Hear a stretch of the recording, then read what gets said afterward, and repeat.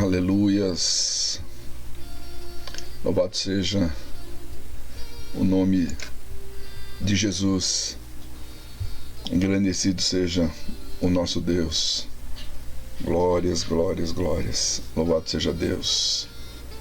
Bendito é o nome de Jesus. Bendito é o nome do nosso Deus. Aleluias. Engrandecido seja o nome do Senhor. Aleluias. Boa noite, querido. Você que já está entrando aí na nossa live. Deus abençoe tua vida. Boa noite, a paz do Senhor, meu irmão, a paz do Senhor, minha irmã. Prazer poder estarmos juntos, né? Novamente aí para mais uma Escola Bereana Ramá.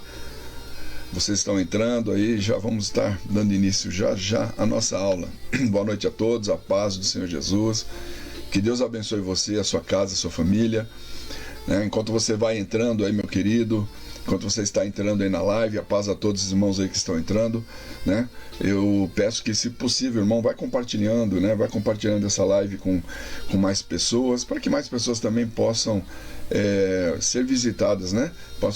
Possam receber uma porção da palavra de Deus, tá bom?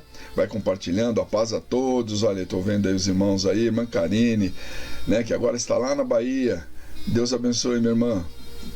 Prazer poder saber que você está nos assistindo, né? A paz a todos, a paz, os irmãos já estão entrando e nós já vamos estar iniciando a nossa segunda aula sobre esse tema aqui, Elias e Eliseu, um ministério de poder, tá bom? Terminamos recentemente, né, de falar sobre as 7 cartas endereçadas às 7 igrejas lá da Ásia Menor, e agora estamos entrando nesse novo tema, que é Elias e Eliseu, um ministério de poder. Irmãos, eu acredito que está tudo ok na transmissão. Caso algum probleminha, vocês, por favor, vão me comunicando, eu vou vendo aqui no monitorzinho, né?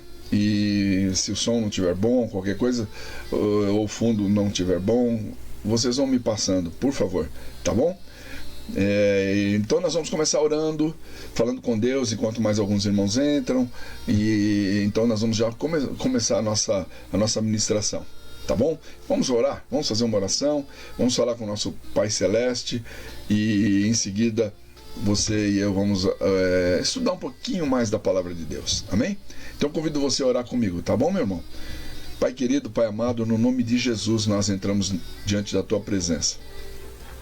Pedimos que a Tua graça, a Tua misericórdia, Senhor, o Teu amor se manifeste em nosso favor. Nos visita porque, Deus, precisamos de Ti, precisamos do Teu Espírito Santo, precisamos da Tua unção, precisamos da Tua direção. Pai, abre o nosso coração, a nossa mente, Senhor, para entendermos a Tua palavra, para aplicarmos essa palavra na nossa vida, Senhor amado. Pai, abre o nosso entendimento, Senhor, e trata conosco. Senhor, naquilo que eu não souber, naquilo que eu estiver limitado ao tempo e tudo mais, Senhor, que o Senhor possa, que o Teu Espírito possa tratar o coração deste meu irmão, dessa minha irmã. Coloco a vida de cada um deles diante do Senhor.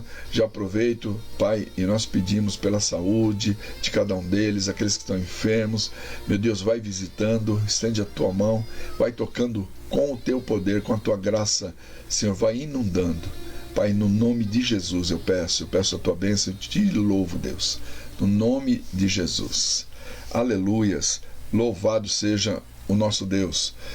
Aleluia, os irmãos estão entrando aí, irmãos lá de Alagoas, a paz do Senhor para vocês, meus queridos. Como é bom poder, pelo menos, estarmos, mesmo que online, né, mesmo que distantes, mas podemos estar nos comunicando e compartilhando um pouco da palavra de Deus, né?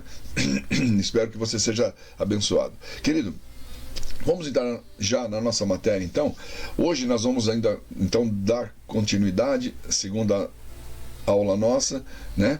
Falando aqui sobre Elias agora. Hoje o tema de hoje é Elias o Tisbita. Essa é a forma como ele foi identificado e conhecido como o Tisbita. Então, querido, eu vou começar lendo um texto, é aquele texto áureo que eu leio sempre na introdução do nosso tema, tá? Eu vou ler. O texto que nós vamos ler hoje está em 1 Reis, tá? Mas eu vou ler 2 versículos de 2 Reis como um texto básico para a gente começar nossa aula. Então eu vou ler 2 Reis, uma declaração feita por Acasias, filho de Acabe, agora já filho de Acabe, não mais Acabe no reino, né?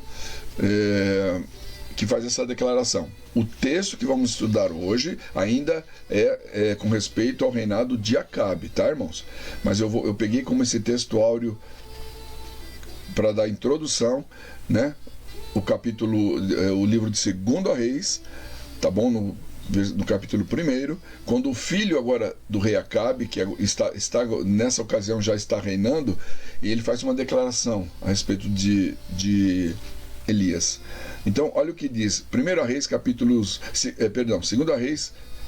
1, verso 7 e 8. Diz assim, olha: E ele lhes disse: Qual era o traje do homem que vos veio ao encontro e vos falou essas palavras?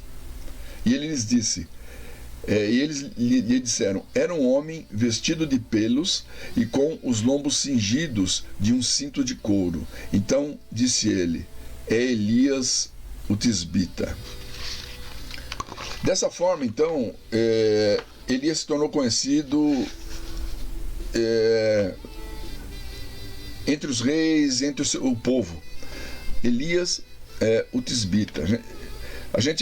Você vai entender um pouquinho o porquê disso ao decorrer da nossa aula. A gente vai começar a ver, então, querido, como a vida de Elias, a história dele é uma história de fé e de coragem. Um homem que tinha fé e tinha coragem para fazer o que Deus determinava que ele fizesse, né? A vida dele, e Elias revela aqui, através da vida dele, a gente vai ver, querido, como Deus, ele é soberano, amado. E ele, quem escolhe as pessoas, por mais simples que elas sejam, Deus escolhe as pessoas para torná-las gigantes espirituais, gigantes na fé. E isso é bom que a gente aprenda já essa lição. Porque às vezes, queridos, nós nos achamos tão pequenos, tão incapazes. E às vezes, amados, colocamos tantos empecilhos para servirmos a Deus, ou tantos empecilhos para desenvolver um chamado, um ministério, achando que não somos capazes, que jamais seremos capazes. Querido, Deus escolhe os pequenos, Deus escolhe aqueles que nada são, aqueles que pouco se conhece e pode torná-los grandes na sua mão. A gente vai ver isso no estudo de hoje, e Elias é o grande exemplo disso. Então, agora nós vamos fazer a leitura bíblica do estudo de hoje, que está em 1 Reis, no capítulo 17, do versículo 1 ao versículo 7, tá bom? Eu vou fazendo a leitura, como eu faço, eu coloco aí para você também poder acompanhar, né? Então nós vamos aí, o tema é esse, né? Elias e Eliseu, um ministério de poder. Então vamos fazer a primeira leitura, vamos começar aqui. 1 Reis 17, de 1 a 7.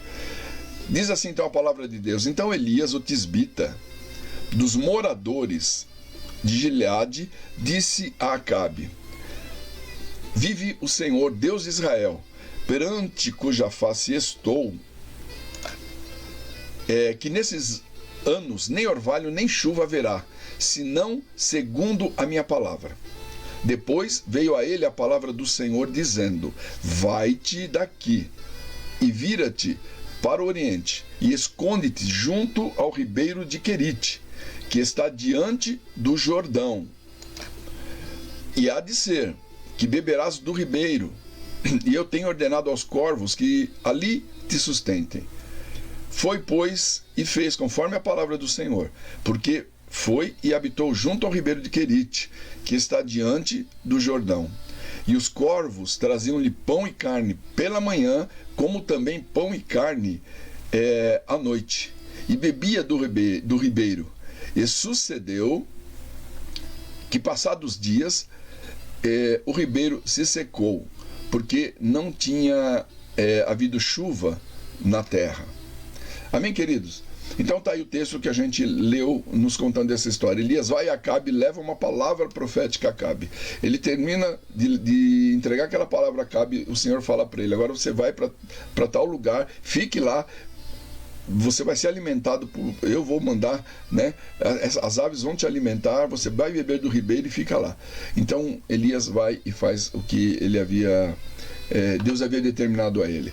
Então, sobre o chamado de Elias, querido, e a gente vai falar um pouco sobre o chamado, né? Começa por aí, o nosso estudo de hoje. Sobre o chamado de Elias, primeiro, como esse chamado se deu e aonde isso aconteceu, quando aconteceu, as Escrituras não falam. Elas guardam silêncio. A gente não tem detalhes nenhum. Quando Deus começou a tratar, quando Deus chamou, aonde foi, né? Como outros homens, outros profetas que a Bíblia fala, a gente não tem sobre Elias. Tá? Mas, em contrapartida, a Bíblia mostra aqui, nos mostra um Elias ousado, um homem realmente ousado por Deus, temente a Deus e pronto a realizar aquilo que Deus determinava para a vida dele.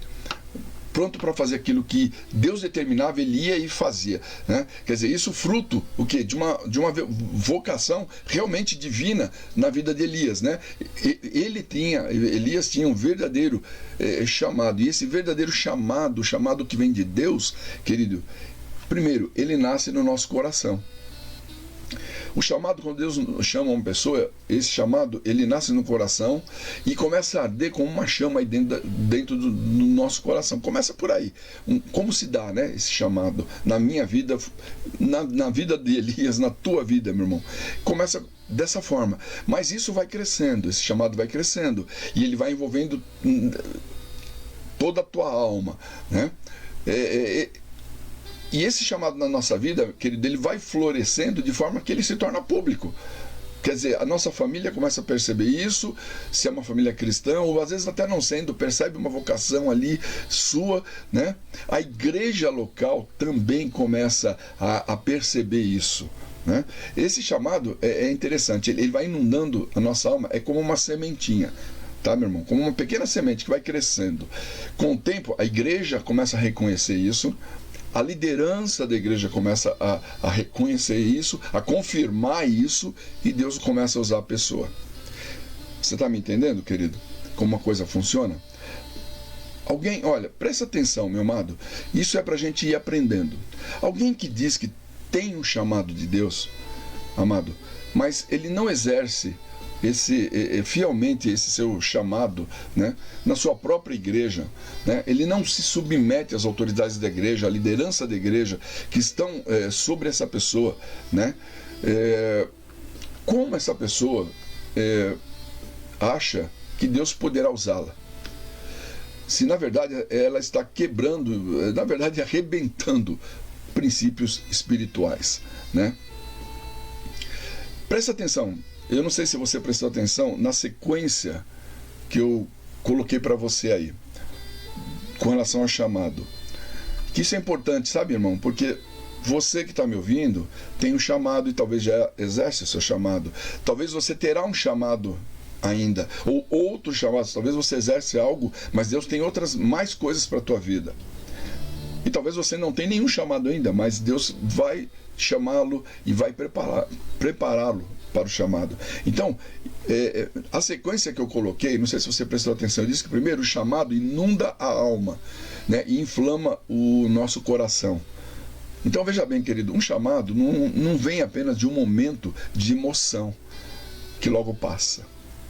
O chamado, amado, é algo permanente, que sempre vai arder no nosso coração, mesmo se a pessoa não estiver exercendo ou se ela tiver rejeitado, porque você pode rejeitar o chamado de Deus para a tua vida, você pode rejeitar, mesmo que a pessoa rejeite um chamado, que ela sabe que tem um chamado de Deus, querido, sempre ela sentirá esse dever não cumprido diante de Deus. Mesmo que ela se desvie dos caminhos de Deus, lá dentro, ela sabe que ela tem um chamado. Primeiro ponto que eu pus. O segundo, querido, é o reconhecimento, né, da igreja na sequência.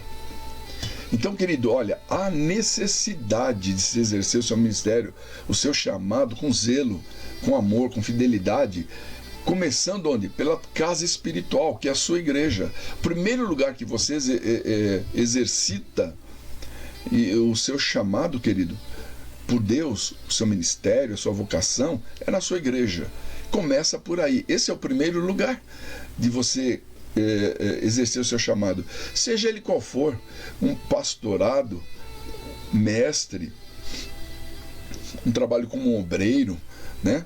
Um professor de escola bíblica, de crianças, um músico, um cantor, um diácono, uma diaconisa, um trabalhador da assistência social, seja qual for o seu trabalho, meu querido, dentro da casa de Deus, é ali que começa. O seu chamado, ele começa na igreja, onde você está. Então, há necessidade de um reconhecimento da igreja, tá? E o terceiro ponto que eu pus nessa ordem é a confirmação da liderança. Querido, essa aprovação da liderança, né, ela se dá o quê? Baseada na submissão que a pessoa tem às autoridades, aos seus líderes, né, no seu comprometimento, na realização do seu ministério, né, de como é a vida dessa pessoa, se é uma vida comprometida com Deus, se ela tem um bom testemunho. Então são fatores que vão confirmando um chamado na vida de uma pessoa. São fatores que vão somando. A pessoa, ela não se submete ao seu pastor, não se submete aos seus líderes, ela não é comprometida com a sua igreja, ela não é comprometida com o seu ministério, ela realiza o seu ministério ou faz de qualquer forma, de qualquer jeito. A pessoa não tem uma vida comprometida com Deus. A pessoa não tem bom testemunho na igreja, fora da igreja, onde ela estiver. Então, todos esses são fatores que pesam no nosso chamado. E não sei se você reparou, por último, eu coloquei o quê? Que Deus usa. Por que eu pus Deus usa por último? Porque, querido, olha, se uma pessoa não é fiel na sua casa espiritual, com seus domésticos na fé ali, não exerce o seu chamado, não se submete às autoridades, como Deus irá usar um vaso quebrado? Você está entendendo, querido, o processo de um chamado verdadeiro, genuíno e abençoado por Deus? Como ele acontece? Não acontece de qualquer jeito. Por isso muitos assumem e abandonam, começam e largam, não valorizam, não continuam aquilo que começou. Porque às vezes a própria pessoa não entendeu o que é um chamado. Às vezes é levado pela emoção, acha bonito e às vezes não entendeu o que é um chamado, né?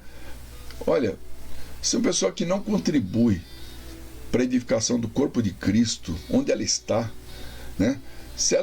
E fazendo assim, se ela desrespeita as autoridades espirituais, a hierarquia, a ordem, né? Mas ela quer ser reconhecida pela igreja e muitas vezes sai por aí fazendo a obra de Deus como? Existem princípios, queridos, que não podem ser simplesmente ignorados, tá? Para um chamado nosso.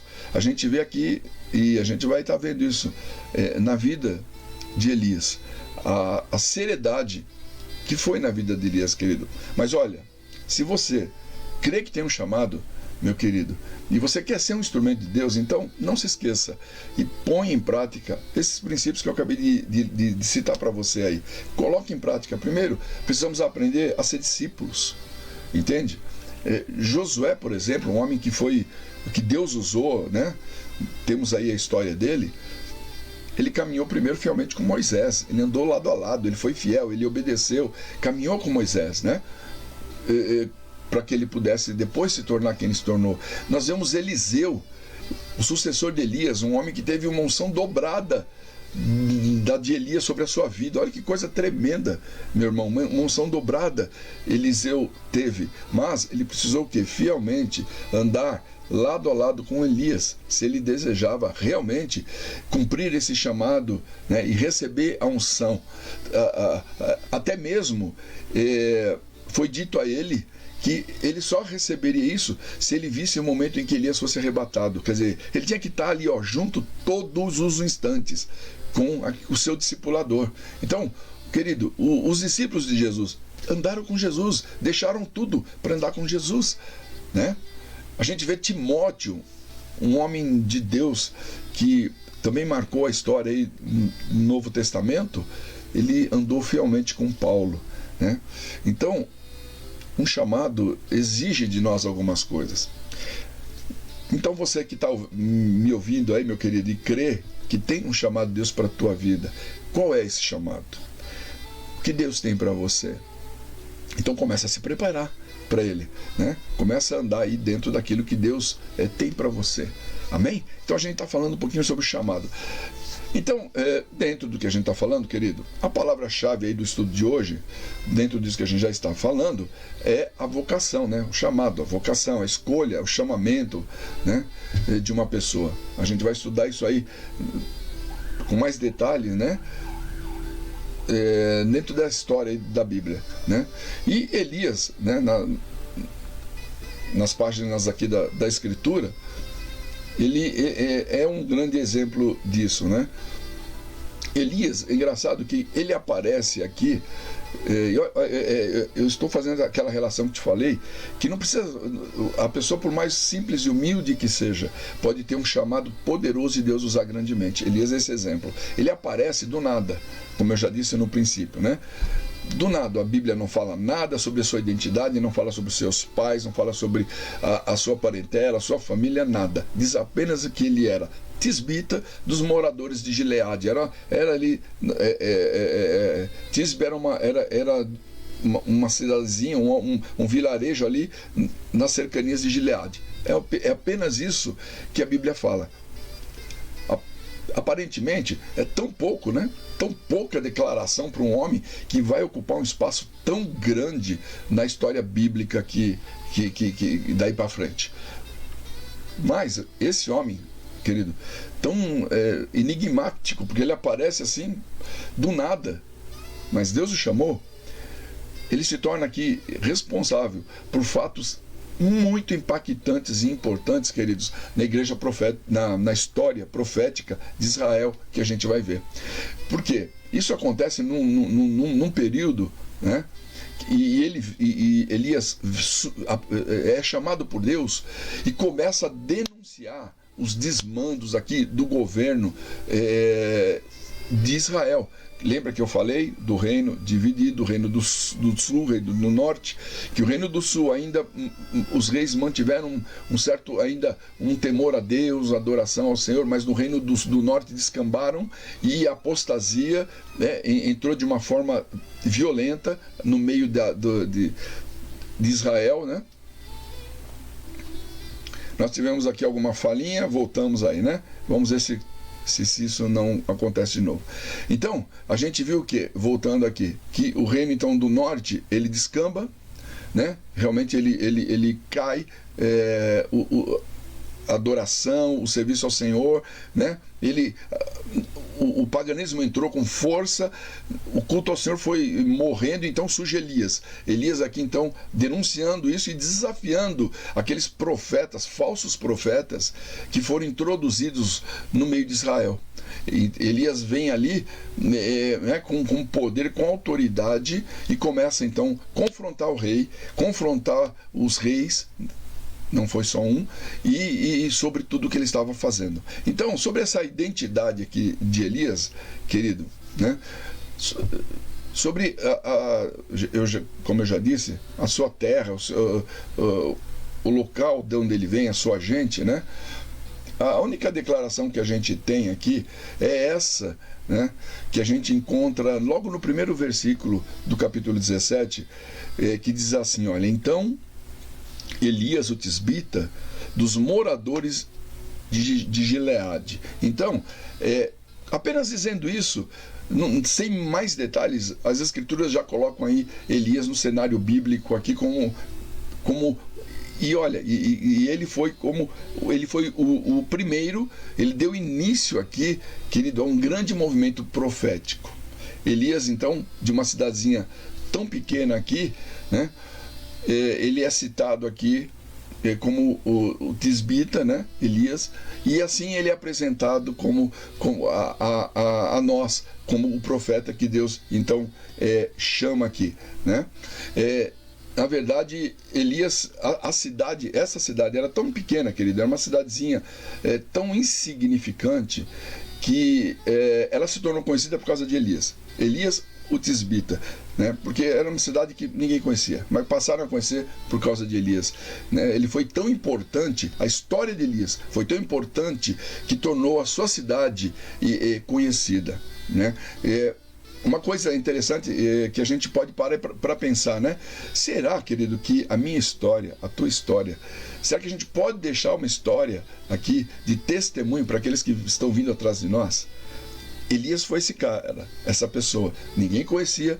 A única coisa que se sabe, Elias, o Tisbita, não se sabe. Mas ele se tornou conhecido dessa forma, né? E todos começaram a conhecer essa cidade por causa de Elias. Então, eu digo para você, meu irmão, você pode escrever uma história. Eu posso escrever uma história do nosso trabalho, do nosso serviço ao Senhor, nos tornarmos conhecidos, nos tornarmos pessoas dos quais outros vão falar. Puxa vida, que prazer, eu conheço, eu trabalhei, eu estive junto, eu sirvo ao Senhor com fulano, com ciclano, né? Uma história. Nós somos chamados, convocados a isso. Não importa se você é pequeno, irmão. Não importa se você não é reconhecido por pessoas. Importa que se Deus chama você, que usar a sua vida e usa com poder. Outra coisa aqui que a gente vai falar então sobre Elias, a sua identidade, né? Era um desconhecido, como já falei. Nada se sabe sobre a sua terra, família, pouquíssima coisa. Sobre a sua fé e o seu Deus, né? O nome de Elias, o nome Elias já revela algo sobre a sua identidade, porque significa Javé é o meu Deus, ou Javé é Deus, né? Elias era um israelita, tá? E como um israelita, ele professava a fé no Deus verdadeiro, né? Que através de toda a história ia se revelando ao seu povo, tá? E no desenrolar dos fatos na vida de Elias, isso vai sendo confirmado como uma verdade, né? Como Javé é o Deus de Elias de verdade, né?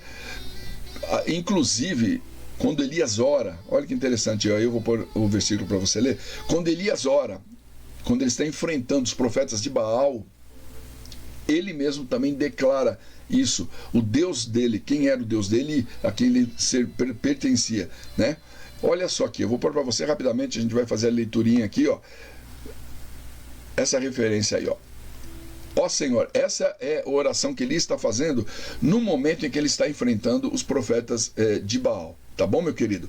Ele diz assim, ó Senhor, Deus de Abraão, de Isaque e de Israel, manifesta-se hoje que tu és Deus em Israel e que eu sou o teu servo. Querido, Deus era o Senhor dos patriarcas, ele cita lá, né?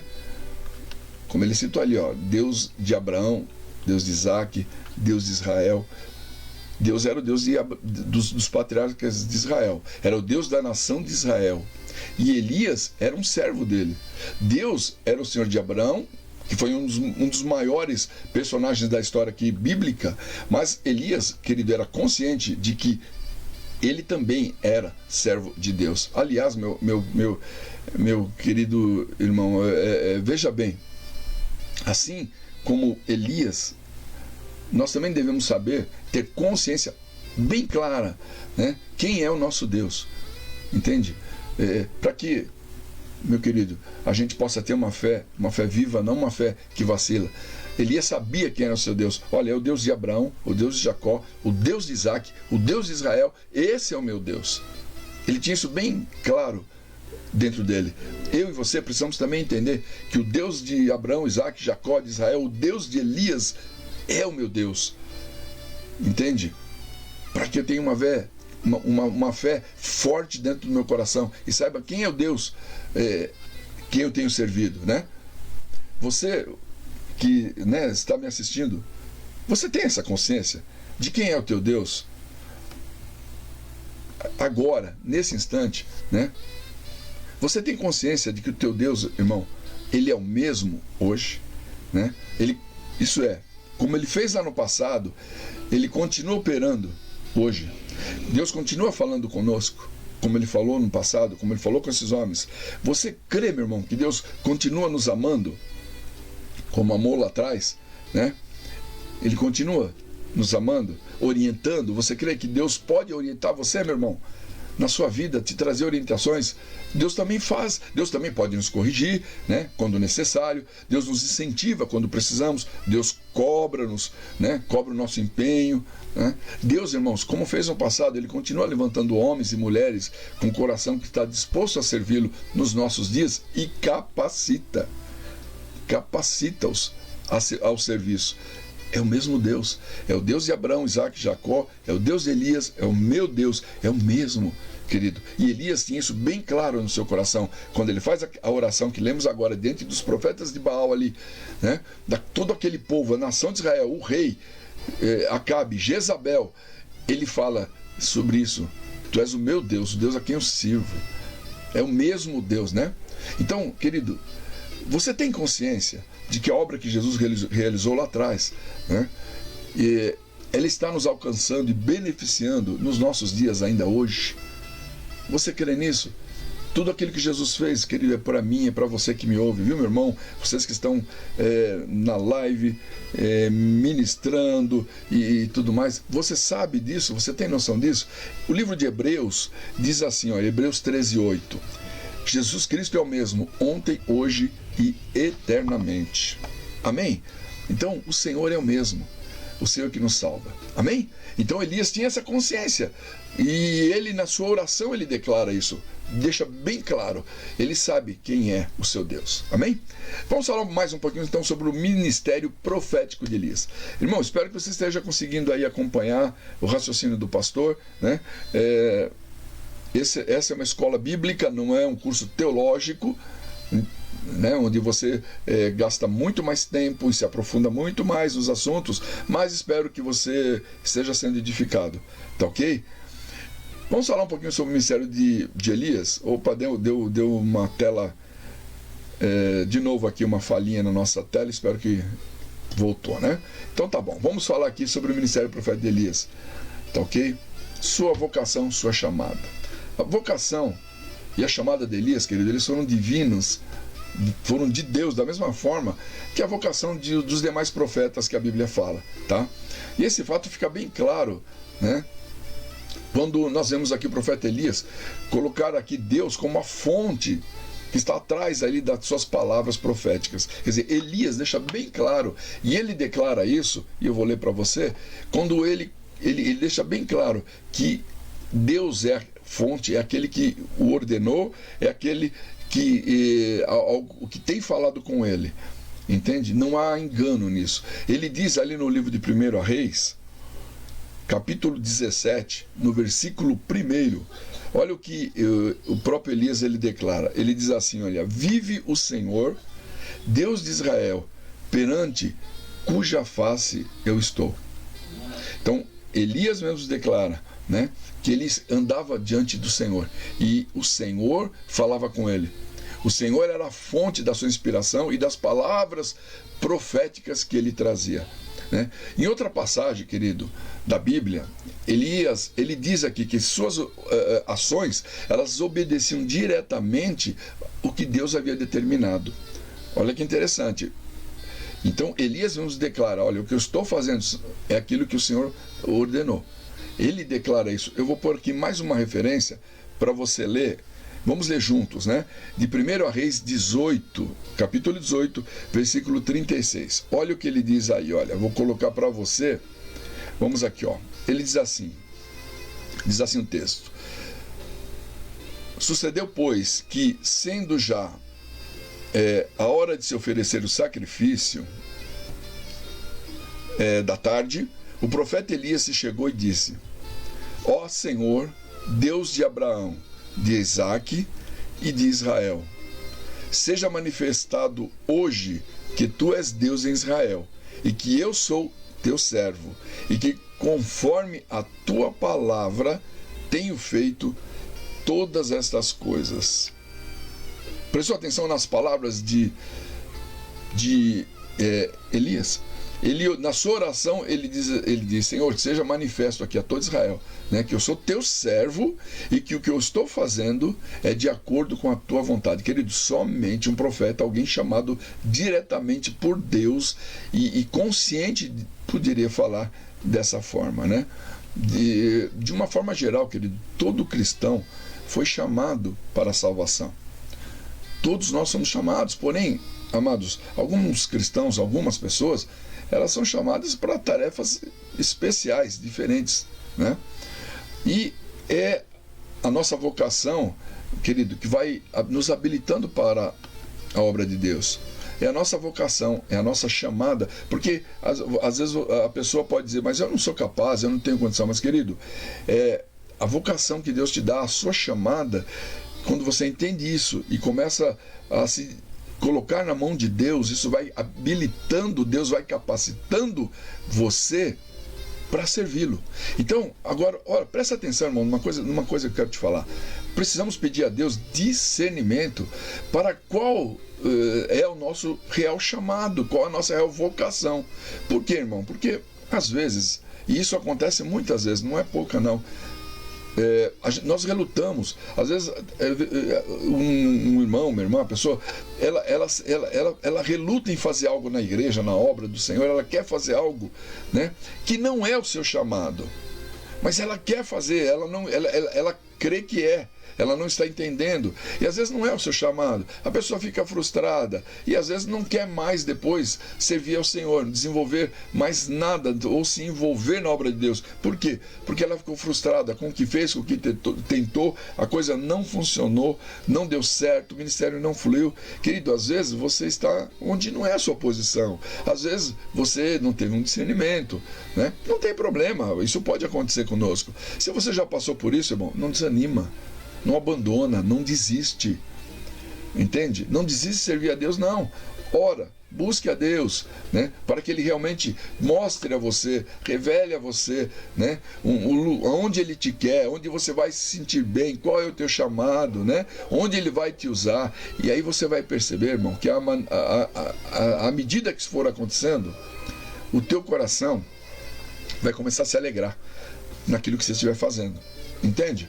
Então, às vezes nós temos, se o ministério não está acontecendo, as coisas não vão fluindo, pede direção a Deus. Senhor, talvez você precisa ser mais capacitado, você precisa talvez se preparar melhor para esse ministério, e às vezes não é isso, às vezes é outra coisa que Deus vai te usar.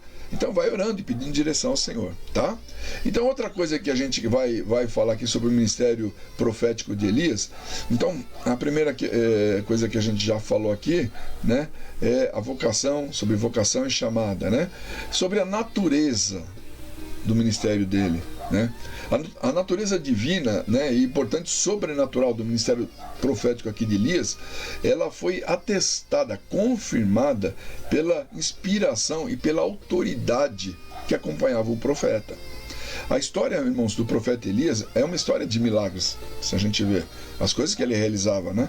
É uma história de intervenções divinas aqui no Reino do Norte. Deus interferia, Deus agia no meio do reino. Então, a gente encontra aqui por toda a parte aqui dos livros de Reis, né, as marcas dessa inspiração profética no ministério de Elias. E isso é facilmente perceptível. E inclusive eu separei dois versículos para mostrar para você, que mostra claramente aqui e que era reconhecido que Elias era um homem de Deus, que andava com Deus, e o que ele falava acontecia. Olha aqui, olha, vou pôr outra referência para a gente ler. Está em 2 Reis, capítulo 9, verso 35 e 36. 2 Reis, capítulo 9, versos 35 e 36. Mais lá na frente, esse fato acontece mais lá na frente, depois da história aí, com Acabe. Aqui já se dá a morte de Acabe, de Jezabel, né?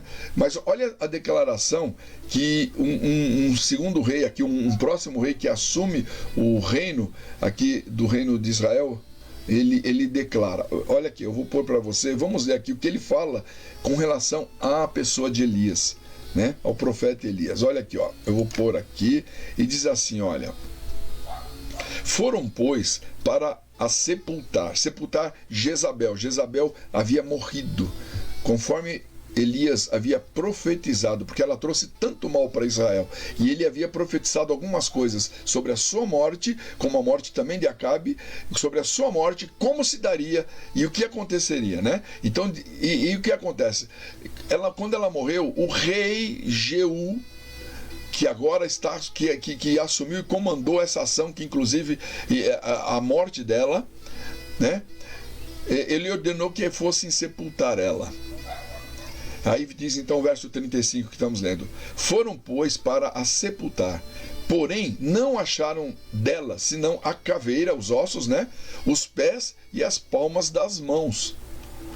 Então voltaram e lhe disseram, pelo que ele disse: esta é a palavra que o Senhor falou por intermédio de Elias o tisbita, seu servo, dizendo: no campo de Jezreel os cães comerão a carne de Jezabel. Olha, irmão, que coisa, né?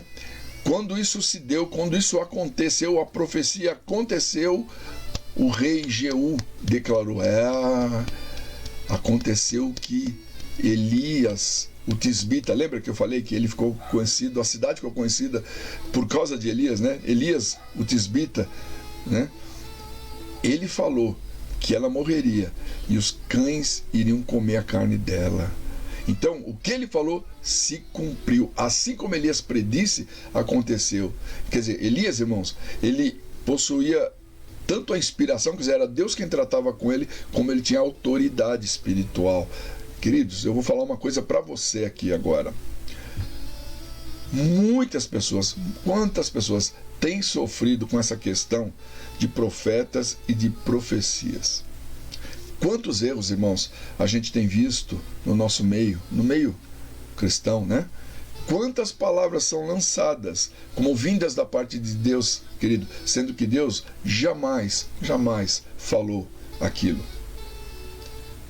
Então, eu estou chamando a atenção, o pastor não está falando que não existem profetas e que a profecia terminou. Não é isso. Elias é um profeta, a gente está vendo aqui. Mas, queridos, nós não podemos negar esse tipo de problema, que é tão grande, que a gente vê tanto acontecendo no nosso meio. Olha o que a Bíblia fala, para a gente ter uma noção, querido, sobre a profecia. Eu vou colocar mais um versículo aí para você ler, de Deuteronômio 18, 22. Olha o que a Bíblia fala aqui, olha. Deixa eu ver aqui. Olha o que diz aí. Deus está instruindo com relação à profecia. O Senhor diz assim, olha: quando o profeta falar em nome do Senhor e tal palavra não se cumprir, nem suceder, assim, esta é a palavra que o Senhor não falou. Com presunção a falou o profeta, não o temerás. Olha que coisa que o Senhor diz aqui, irmão. Quando o profeta falar em nome do Senhor e tal palavra não se cumprir, nem acontecer essa palavra, o Senhor não falou. Foi o profeta que foi presunçoso e falou. E ele termina dizendo: não temas esse profeta. Querido, nós temos que ter muito cuidado com o que falamos e com o que ouvimos. Amado, não é brincadeira. Muitas vezes, amados, nós vemos pessoas recém-convertidas, sem ainda terem um real novo nascimento, não tem experiências nenhuma, não conhece a palavra, e às vezes vemos elas profetizando, entregando aí recados, palavras de Deus para um e para outro. Começa uma coisa absurda, né, amado? Repito, o pastor não está falando que profetas não existem nos nossos dias. Deus levanta, sim, pessoas que são boca de Deus, né? Mas tudo começa, a principal boca de Deus é a sua palavra. Começa por aí. Um profeta tem que conhecer a palavra. Isso é importante, tá? Agora, outra coisa, um profeta tem que haver uma harmonia, querido, e coerência do testemunho da vida pessoal e espiritual do profeta. Amado, tem que haver uma coerência, amado, uma harmonia, né? Como um profeta, alguém que é boca de Deus, não tem um bom testemunho de vida. Como pode? Como pode sermos profetas de Deus se nosso testemunho não condiz com isso? Não é verdade? Se a nossa vida pessoal também está toda em desordem, cheia de problemas, né? E muitos, eu digo, problemas muitos causados por nós. Como nós somos profetas dessa forma, querido? Como? Né? Sem dúvida, meu irmão, eu deixo claro, Deus usa aquele que tem esse chamado, essas pessoas Deus usa, né? São pessoas consagradas, com vidas aí no altar do Senhor. Olha o que Pedro fala. Vou pôr uma outra referência aqui, né, também, para você não pensar que o pastor não crê em profecia ou não aceita. Olha o que, mas existe coerência, tá? Olha o que Pedro fala aqui, olha aqui essa referência de 2 Pedro 1:21. Olha aqui bem claramente, olha o que diz, olha. Porque a profecia nunca foi produzida por vontade dos homens, mas os homens, da parte de Deus, falaram movidos pelo Espírito Santo. Amém, querido? Então, amado, de nada adianta a gente possuir um ministério, né, pessoal, um ministério popular, conhecido, ter fama, se a gente não tem autoridade de Deus na nossa vida, o poder de Deus, se a gente não anda com Deus. Às vezes usamos outros meios para sermos conhecidos, né? Então é importante, meu amado, ser de Deus. Elias, ele falava, a coisa acontecia. Quando ele falava, se cumpria. Uma profecia tem que se cumprir. Acabamos de ler lá o que o Senhor fala, né, em Deuteronômio. Se não se cumprir, Deus não falou, não foi Deus que falou, foi profeta, foi essa pessoa que falou por si mesma. E ele termina falando, não teme essa pessoa. Quer dizer, em outras palavras, não dá valor ao que ele está falando, tá? Vamos lá então, estamos caminhando para o fim aí, tá, querido? Espero que você esteja aproveitando um pouquinho aí do nosso estudo da vida, aprendendo através da vida de Elias, né? Amém, querido? Tá dando para entender? Vocês estão aí na live, estou vendo aqui embaixo. Irmão, tá dando para compreender? Tá dando para seguir a linha de pensamento? Espero que você esteja, tá, meu querido? Como a gente não está, como você não pode falar diretamente comigo só pelas mensagens, espero que você esteja ouvindo. Então vamos falar um pouquinho sobre Elias e a monarquia, né? Uma coisa, querido, a gente vai ver, né, na história das profecias bíblicas aqui, a gente vai ver que o profeta, ele buscava a justiça, tá? Como? Exortando, denunciando os problemas, né, e repreendendo. O livro de Reis mostra aqui que Elias foi o primeiro aqui a atuar dessa forma, né? Então, voltando a lembrar você, o profeta, quando Deus levanta o profeta, né, qual a relação dele com o monarca, com a autoridade máxima ali de Israel, né? Era buscar que essas autoridades viessem a exercer o seu poder de forma justa. Por quê? Porque eles haviam se afastado de Deus e estavam agindo e praticando injustiças e fazendo o povo sofrer, né? Na verdade, querido, a ação dos profetas, né, elas revelam uma luta incansável. Sempre eles estavam lutando pelo bem-estar espiritual, né, obviamente, mas também social do povo. Não só o espiritual, mas o social, porque homens que não temem a Deus, a tendência, obviamente, é fazerem governos ou comandar de uma forma injusta, né? E quando um reino se afastava de Deus, um rei se afastava de Deus, um monarca, como foi aqui no caso do rei Acabe, as consequências, querido, eram logo percebidas na opressão que o povo sentia. Então, por exemplo, um dos exemplos a gente encontra na Bíblia, no livro de 1 Reis, no capítulo 21, a gente não vai ler o texto, mas ali narra a história da morte de Nabote. Esse é um exemplo clássico do sofrimento do povo pela falta de homens no governo que temiam a Deus, né? O que acontece? Acabe, esse Nabote, amado, ele tinha uma vinha, ele era vizinho do Palácio Real e tinha uma vinha dele. Acabe, ele resolveu que ele queria que ela vinha como fazendo parte agora do seu castelo, agregando ao seu jardim. Então ele vai a Nabote e ele diz que ele queria comprar, ou queria trocar aquela vinha e dar para ele uma outra até maior do que aquela, ou pagar o preço pela vinha. Mas Nabote explica para ele, ele diz: olha, eu não posso fazer isso porque isso é uma herança dos meus pais. Jamais eu posso fazer isso. Não posso me desfazer dela. Nabote, Acabe, fica todo triste, fica todo abalado, fica emburrado lá no palácio. Jezabel, que a gente já falou bastante dela, uma mulher com seus ídolos que ela trouxe para Israel, uma mulher que andando totalmente longe e tendo como objetivo afastar o povo Israel da adoração a Deus e sim adorar os seus deuses pagãos que ela trouxe. Ela falou, não, ela foi e resolveu o caso. Ela levantou uma calúnia contra Nabote, dizendo que ele tinha mentido e tudo mais contra o rei, e ordenou que ele fosse morto. Ele foi morto. Aí ela pegou e deu para Acabe a vinha de Nabote. E é aí que então entra Elias.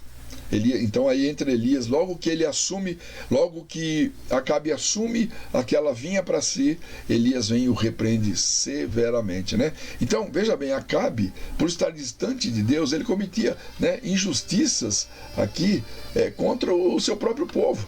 Né? Como eu disse, os líderes, quando estão longe de Deus, né? Uma nação, quando está aqui longe de Deus, amado.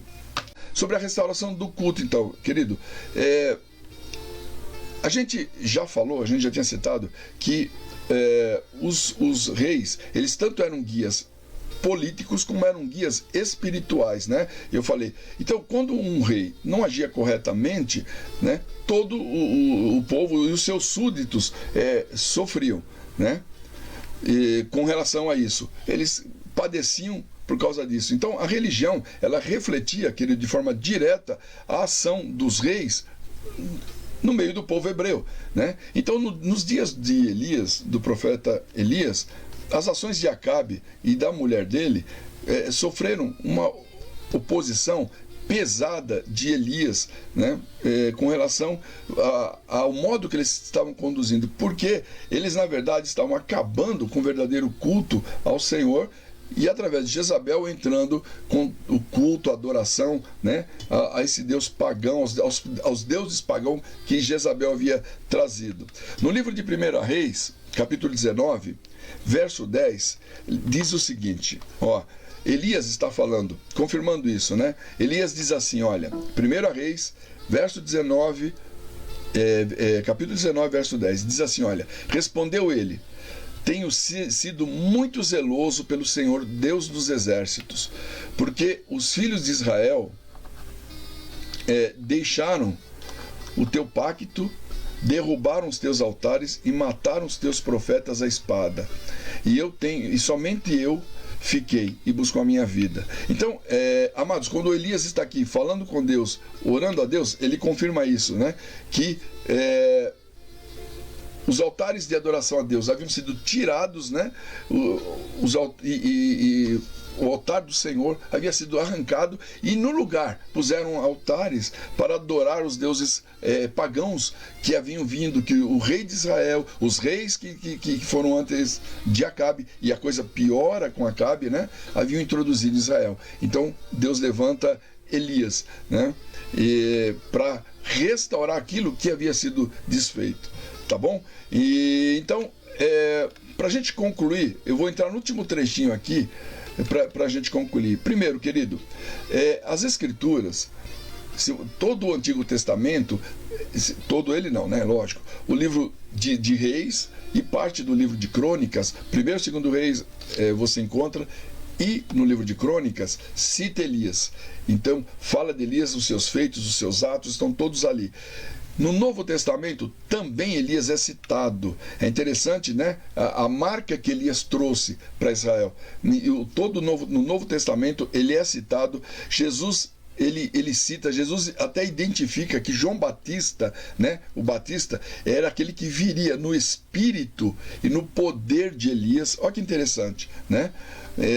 No Monte da Transfiguração, o evangelista ali, ele que escreve, ele afirma que quem apareceu foi Elias e Moisés e falavam com Jesus a respeito da sua partida, né? Então Elias, ele é reconhecido em todo o Novo Testamento, ele é citado, quer dizer, é um homem que realmente marcou Israel. E para a gente concluir aqui, querido, eu quero deixar três pontos aqui para a gente concluir a história, né, essa aula de hoje. 3 pontos aqui com relação ao surgimento aqui de Elias, né, para a gente fechar a nossa aula.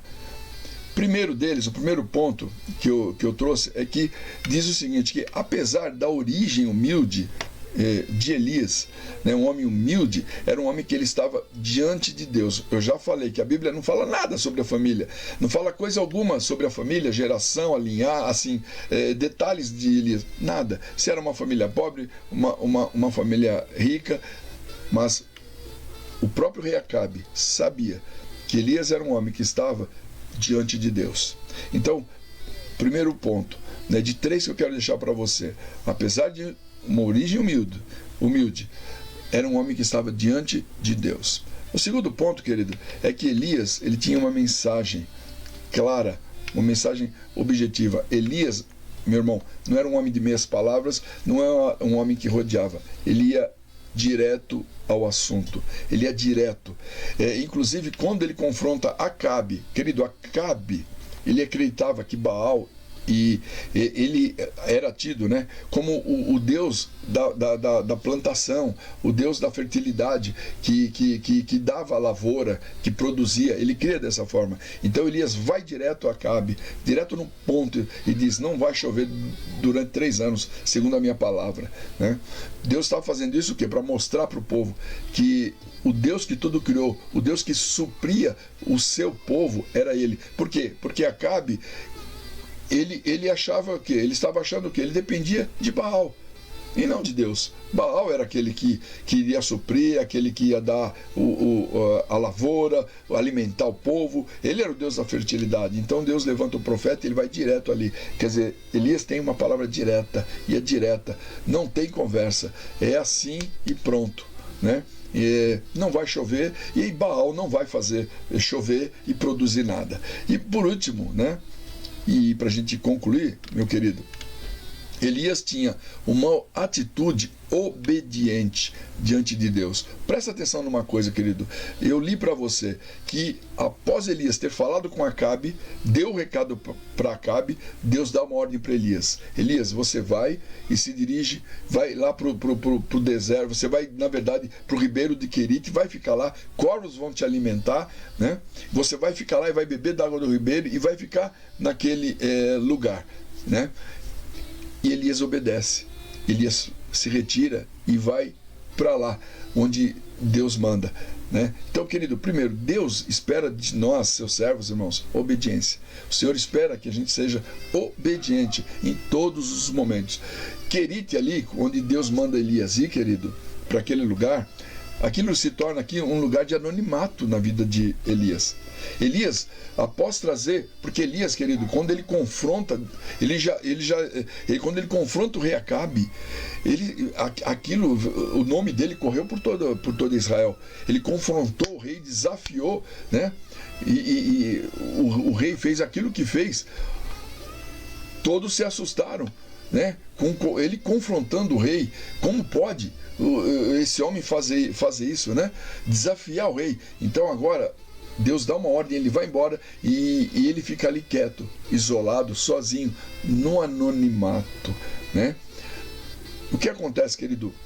Por obedecer, quando ele desafia os profetas de Baal e mata os profetas de Baal, Jezabel inicia uma caça a Elias. Quer dizer, a obediência de Elias preservou a sua vida em segurança das mãos de Jezabel, porque fatalmente ela iria matar Elias, mas a obediência poupou a vida de Elias, e esse tempo ali preparou Elias para que ele desse continuidade e enfrentasse aquilo que ainda viria, né, para ajudar a que o povo voltasse à presença do Senhor. Tá ok, querido? Dessa forma, meu irmão, a gente conclui aqui o nosso estudo. Espero, irmão, que você mais uma vez possa ter aprendido mais um pouquinho sobre a vida de Elias, sobre o seu chamado, sobre o seu ministério, a responsabilidade, aquilo que pesa sobre o chamado, né? O compromisso que vem sobre nós quando temos um chamado, a seriedade do chamado. O chamado tem que ser de Deus, tem que ser do Senhor, tem que ser confirmado, meu irmão, com o agir de Deus, com a atuação de Deus, senão não vem de Deus o chamado, né? E Elias demonstrou tudo isso no seu ministério, tá ok? Espero que você possa ter conseguido aprender mais um pouquinho na nossa aula, né? Que Deus abençoe você, meu irmão. Estamos aí ministrando e tentando levar você um pouco do conhecimento aí da palavra do nosso Deus. Amém? Eu quero orar com você. Eu já agradeço por você poder ter ficado conosco esse tempo e quero orar e nós vamos nos despedindo assim, tá bom? Vamos orar? Pai, no nome de Jesus, eu quero te agradecer por esse tempo, meu Deus, pela palavra do Senhor, pelo estudo da palavra. Obrigado pelo teu Espírito Santo, pelo teu mover. Vem, Senhor, sobre nós, estende a tua mão, Senhor, que o teu poder, a tua graça se manifestem e que nós possamos, Senhor, cada dia mais poder aprender contigo e dessa forma crescer um pouco mais no conhecimento do Senhor. Fica conosco, deixa sobre nós a tua paz, Senhor, que o teu amor, a tua misericórdia esteja com cada um dos meus irmãos. Guarda, dá saúde, Senhor, livra de todo mal. É o que temos clamado, Senhor. Restaura a saúde dos teus servos, Senhor amado. Restaura a vida de cada um deles, que sejam fortalecidos no Senhor, que possam ser, Senhor amado, vasos escolhidos, tratados e trabalhados por ti. Fica conosco, nos despede na tua paz, em nome de Jesus. Amém, meu querido? Aqui a gente encerra então mais uma aula, né? Mais uma escola Berene Ramá. Que Deus possa abençoar a tua vida, né? Repito, peço desculpas quando temos alguns problemas, né? Tudo ao vivo, tudo direto, internet falha, dá problema no computador, acontece. Mas queremos fazer o melhor, viu? Deus te abençoe. Até domingo, né? Será bênção, não perca. Domingo, nosso culto presencial ali, vai ser abençoado, tá bom? Fica com Deus, eu te amo, fica na paz e até domingo em nome